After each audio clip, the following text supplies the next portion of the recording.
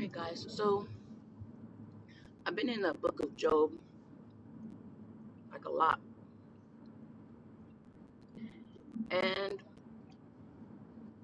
I was rereading and re-listening to when his friends were telling him, like, bro, you did something wrong because all this is coming up on you.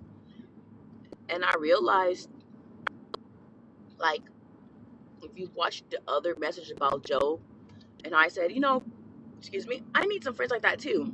So I read it again, and I got another revelation. Although we need friends that's going to hold us accountable, Job, this is why Job was righteous, because I also realized through the revelation of the Lord that he also had like fear. So fear was an open door, because when you hear like Satan had to go up to God and he had to ask God to stretch out his hand on everything that like he chose to attack, right? He said, stretch out your hand. So it wasn't even by Satan's hand, which is crazy. Nothing that happens to us be really, really for real by Satan's hand, because it's God that stretches out his hand to permit Satan to do anything. So that's what's wild. And there has to be some type of open door for Satan to be able to even like come to God and be like, yo,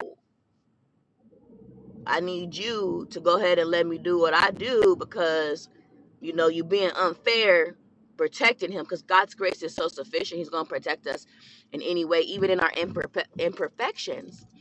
So God had to allow it because of fear and pride, right? Okay. But he was still a righteous man.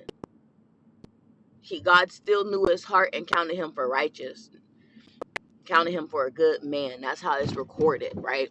There was nothing really that he really deserved, that he done, that he really just deserved how shiesty Satan did him, right? In all actuality. And one of the friends even had a vision, man, of the spirit that was lurking around Job.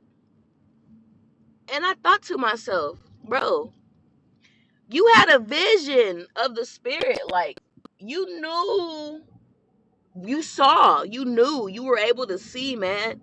And when you woke up the next day, you decided to attack a spiritual occurrence on Job alone, instead of like realizing what was really occurring, instead of covering your friend, instead of having enough spiritual wisdom to wake completely up. Because one he was really afraid, to be 100. He was afraid, and he saw this and he didn't do nothing. He let that spirit lurk around his friend, and then got up and blamed his friend for it. In all actuality, like the way that they were wording, like, you know what they were saying.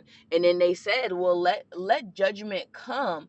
Like, you need to be judged for whatever you did, because you did something, right? And so it's just wild to me to realize that, like, yeah, there's something there. Yeah, you guys are right, there's some type of open door. Okay, but Job said, well, teach me, tell me, show me, what's the door, where is it at? I do not want to walk far.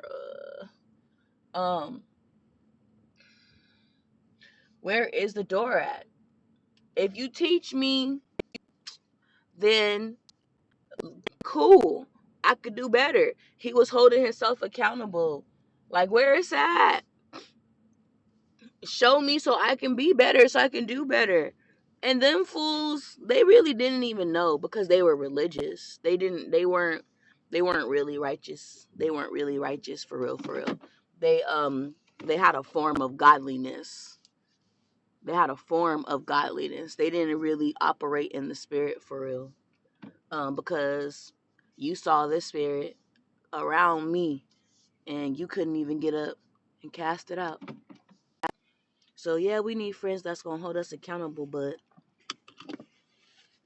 at least be able to teach me and show me where I need to do better.